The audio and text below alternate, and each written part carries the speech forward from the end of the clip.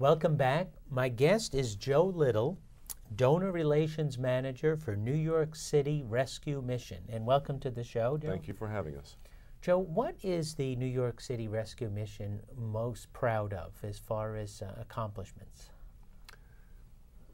On an annual basis, I think that the thing that we're most respected for, most famous for perhaps, is our great Thanksgiving banquet. And this is just a glorified version of what we do on a daily basis, which is blessing the needy, the homeless, the heartbroken, the poor in Lower Manhattan especially, but also throughout Manhattan and throughout New York City. This is, we serve 1,000 people that day. And celebrities and VIPs come in, and we're blessed by them. Liza Minnelli came in a few years ago. This year it was Kathy Lee Gifford was our national spokesperson for this banquet, which is also happened at 300 rescue missions throughout the country. They have their great Thanksgiving banquet, and we have anchors and just NFL folks, and that's a variation on a theme, which is blessing the people with a hot meal and love and caring in our face and acceptance and reception. We roll out the red carpet, and we have stemware, and it's like a 4-star restaurant. And this was our 7th annual one a couple of weeks ago. It's a lot of stemware. It is, and we have 7 or 8 servings. So 1,000 people is a lot to feed that day. But we bless them, and we give their kids blessing bags, and also blessing bags for the adults and the men and women, different things. We, on a daily basis, we try to bless especially men in terms of nightly services, but also women and children in terms of feeding them lunch, dinner, and breakfast. That's the type of thing that we're about on a regular basis. Tell us a story about how, it could be anybody. How, the people there probably never thought there would be them. Sure. In decades past, in years past, the image of a homeless person has tended to be an old, grizzled vagabond. And we still get that occasionally, and in fact I can visualize some right at the mission right now. But by and large, it's in terms of our residential recovery program, it's men in their 20s and 30s, 40s. Some of them, many of them, educated to some extent or another. They're well read to some extent or another. They will converse with you on a variety of different subjects. And so that is the stigma, the typical type of homeless person that we visualize is changing and has changed. And I see it every day. I eat lunch with them. Sometimes I eat dinner with them, and at the New York City Rescue Mission. And some of these guys there needs to be a boundary there in terms of staff and the people that we work with. But some of them are just some of my dearest friends. That's true, and I love to see them every day, and they are making improvements in their lives. And it's heartbreaking sometimes when they leave the program in advance of completing the program. It's a 9-month, 10-month, 11-month, 12-step program, biblically based. But it's very endearing and heartwarming when they complete the program and when they have their cap and gown, and we have a big ceremony for them, and they are proud of them. They tell their story. They're not ashamed of the before and after. Before I was homeless and poor and alcoholic or drug addicted, and I'm still going to struggle with that, but now I have my life back together, and I have a direction and a hope, and that's what we try to give them. What do you want people to do to help that are watching? We love our volunteers, and we have volunteers that come every day of the year, and they do chapel services, they serve meals, they donate clothes, they donate in-kind gifts, canned food, and so forth.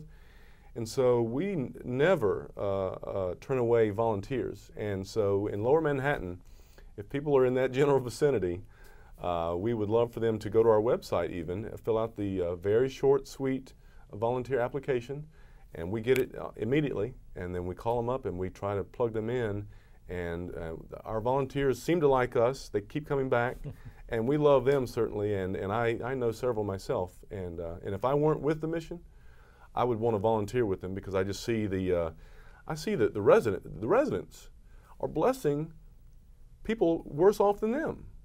And that's just amazing to see that happen, and to see the poignancy of that situation. Everything's relative, huh? It is. They see their life getting back together, and they see where they just were a few days ago or a few weeks ago. So I'm just amazed at that, and I'm delighted by the transformation in the residents that I see firsthand. Oh, that's great. Is this problem of homelessness and people being poor getting worse? I mean, what do you see for the future? It ebbs and flows. I know that in New York City, Mayor Bloomberg, who came by the mission the other day for the first time, and we were delighted to have him on Thanksgiving. Great.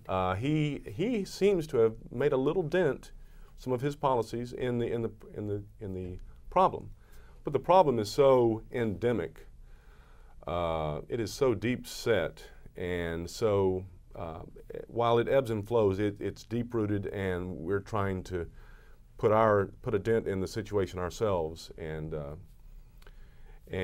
we see some successes and we see some failures, but we hope and we think that we are making progress and headway. Even with those people that seem to fail, they are blessed, and so we think that we're edifying them.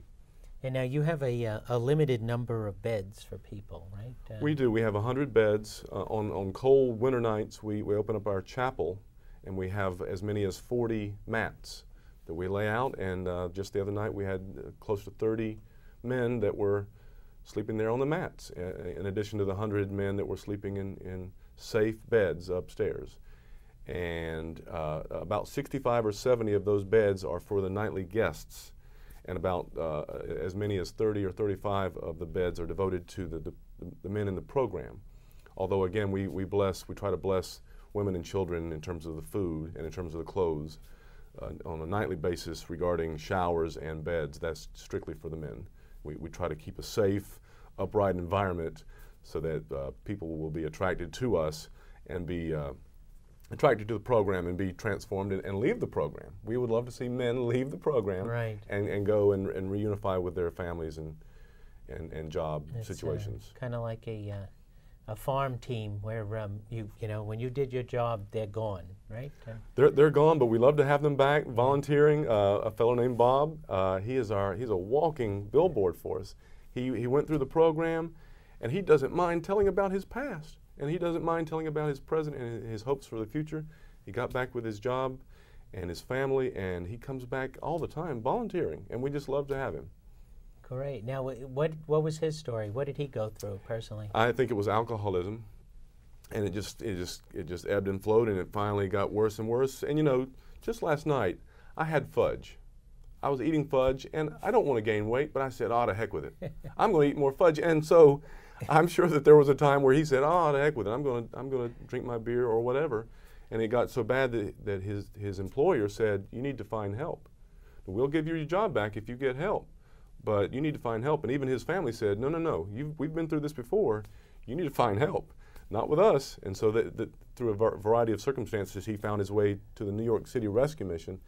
And he has blessed us, and we have blessed him. And so the connection, we love the connections that we're making. So now he volunteers? Or? He was there just a couple of weeks ago with the great Thanksgiving banquet that we had.